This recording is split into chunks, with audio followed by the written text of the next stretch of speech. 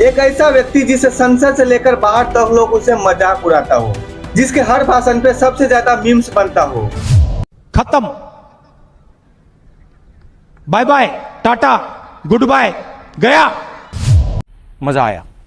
जी हाँ, मैं बात कर रहा हूँ कांग्रेस का लीडर राहुल गांधी का, जो पॉलिटिक्स में आना तो नहीं चाहता था, लेकिन मजबूरन पॉलिटिक्स में ज्वाइन होना पड़ा। अब एक सवाल है, क्या 2029 में राहुल गांधी देश का प्रधानमंत्री बन सकते हैं, या ऐसे ही राहुल गांधी विपक्ष में रहने वाले हैं? क्योंकि लगातार तीसरी बार लोकसभा का चुनाव राहुल गांधी हार चुके हैं। राहुल गांधी का जन्म इस देश का सबसे पुरानी पार्टी कांग्रेस परिवार में हुआ है, जिस परिवार से 3 प्रधानमंत्री इस देश में रह चुके हैं, जवाहरलाल नेहरू, इंदिरा गांधी और राजीव गांधी। अब बात करते हैं राहुल गांधी के पॉलिटिक्स करियर का। साल 2004 में राहुल गांधी पहला चुनाव लड़ते हैं यूपी के अमेठी से, और पहला ही चुनाव में राहुल गांधी को जीत मिलता है। 543 सीट में से 145 सीट कांग्रेस को मिलता है। फिर यूपीए का गठन करके मनमोहन सिंह को देश का प्रधानमंत्री बना देते हैं। यहीं से शुरू होता है राहुल गांधी के पॉलिटिक्स करियर की जर्नी। इस इलेक्शन के बाद लोग कहने लगे कि कांग्रेस पार्टी को एक नया चेहरा मिल गया है, राजीव गांधी का बेटा आ गया है, अब फिर से कांग्रेस पार्टी आगे जाएगा। लेकिन दूसरी तरफ देश में बम धमाके जैसी घटना और पाकिस्तानी देश में घुसपैठी कर रहे थे। फिर 5 साल बाद 2009 में लोकसभा का चुनाव आता है। 2009 का यह चुनाव केवल राहुल गांधी के नाम पर कांग्रेस पार्टी चुनाव लड़ते हैं। उस टाइम कांग्रेस के पास राहुल गांधी एक नया चेहरा था, जिसके ऊपर किसी भी तरह का कोई दाग नहीं था। युवा नेता के नाम पर राहुल गांधी को पिछले बार से ज्यादा इस बार वोट मिला था। 2004 में जहाँ पे राहुल गांधी को 9 सीट मिला था, वहीं पे 2009 में राहुल गांधी को 21 सीट मिला, और दूसरी बार मनमोहन सिंह देश का प्रधानमंत्री बन जाते हैं। कहते हैं ना, पॉलिटिक्स में कोई परमानेंट नहीं होता है। 2009 के बाद कांग्रेस को राहुल गांधी में फ्यूचर दिखाई देने लगे थे, लेकिन जैसे जैसे राहुल गांधी का स्पीच और राहुल गांधी का लीडरशिप सामने आते गए, लोग उनसे धीरे धीरे दूर होने लगे और राहुल गांधी से गुस्सा होने लगे। देश में कुछ विकास हो नहीं रहा था, लेकिन करप्शन बहुत तेजी से बढ़ रहा था। देश में गरीबी बढ़ रही थी, किसान मर रहे थे, लेकिन सरकार सुनने के लिए तैयार नहीं। इसी तरह साल निकल रहा था, लेकिन 2014 का चुनाव नजदीक आ रहा था। अब तलाश था एक ऐसे लीडर का जो इस देश को अच्छे से चला सके, बम धमाके और घुसपैठी को रोक सके और किसान की बात को सुने। फिर एक नाम सामने आया, वो नाम था नरेंद्र मोदी का। 2014 का इलेक्शन आते आते नरेंद्र मोदी पूरे देश में छा गया था।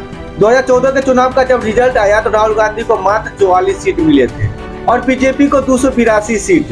ये हार कांग्रेस के इतिहास का सबसे बड़ी हार थी। कांग्रेस पार्टी के हार का ये जिम्मा पूरे राहुल गांधी पे ठहराया गया। 1984 के बाद पहली बार ऐसा हुआ था तो किसी एक पार्टी को पूर्ण बहुमत मिला था, और यहीं से राहुल गांधी का एक नया नाम जुड़ गया। वो नाम था पप्पू सबका।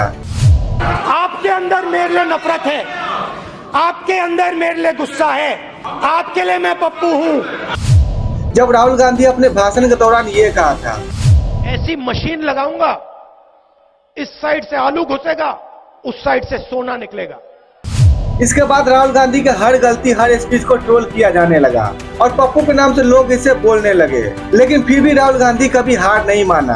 विपक्ष में रहकर राहुल गांधी नरेंद्र मोदी को टारगेट करने लगे और राहुल गांधी एक नाम दिया, चौकीदार चोर है। फिर राफेल को लेकर राहुल गांधी ने मोदी पर आरोप लगाया और कुछ ही दिन बाद राहुल गांधी को माफी भी मांगना पड़ा। फिर 2019 का इलेक्शन आया। राहुल गांधी चौकीदार चोर है का मुद्दा बनाकर रैली कर रहे थे। आप यहाँ से जाएंगे, किसी दुकानदार के पास जाइए, कहिए चौकीदार कहेगा चोर। आप बेरोजगारियों के पास जाइए, कहिए चौकीदार चोर। लेकिन इस नारे से बीजेपी को कुछ फर्क नहीं पड़ा, बल्कि पिछले बार से ज्यादा इस बार सीट मिल गया। बीजेपी अकेले दम पर 303 सीट लाया था और एनडीए मिलाकर 353 सीट हो गया था, और राहुल गांधी को केवल 52 सीट मिले थे। दूसरी बार राहुल गांधी को बीजेपी से हार का सामना करना पड़ गया। इसके बाद पप्पू 2.0 के नाम से राहुल गांधी फेमस होने लगे। 2019 के बाद कुछ दिन के लिए राहुल गांधी एकदम से गायब हो गया। बीजेपी से लेकर कांग्रेस के अंदर के लोग कहने लगे, राहुल गांधी सीरियस भी है या हमेशा हॉलीडे करते रहेंगे। फिर आया साल 2022, जब राहुल गांधी ने एक ऐसा फैसला लिया जिसे सुनकर सभी लोग हैरान हो गए। राहुल गांधी ने स्टार्ट किया भारत जोड़ो यात्रा, जिसमें कन्याकुमारी से कश्मीर तक पैदल यात्रा करेंगे। 150 दिन, 12 स्टेट और 3570 किलोमीटर। इस यात्रा के बाद राहुल गांधी के छवि में बदलाव तो हुआ, लेकिन इनके भाषण लोगों को बोरिंग लगने लगे। राहुल गांधी अपने छवि में बदलाव तो कर लिया, लेकिन अपने भाषण में सुधार नहीं कर पा रहे थे। मोदी को घेरने की कोशिश तो बहुत कर रहे थे, लेकिन घेर नहीं पा रहे थे। फिर आया 2024 का चुनाव। राहुल गांधी हर विपक्षी दल से अपना हाथ मिलाया। देश के 38 पार्टी मिलकर मोदी को हराने का षड्यंत्र रचा। मुद्दा था मोदी को हराएंगे, लेकिन 2024 का जब रिजल्ट आया तो बीजेपी को 240 और कांग्रेस को मात्र 99 सीट मिले थे और तीसरी बार नरेंद्र मोदी देश का प्रधानमंत्री बने। लाख कोशिश करने के बाद भी ये लोग मोदी को रोक नहीं पाया। अब इंतजार है 2029 का, क्या राहुल गांधी 2029 में प्रधानमंत्री बन सकते हैं? हाँ या ना कमेंट जरूर करिएगा। इस वीडियो को अपने खास लोगों में शेयर करके चैनल को सब्सक्राइब जरूर करिएगा। जय हिंद, जय भारत।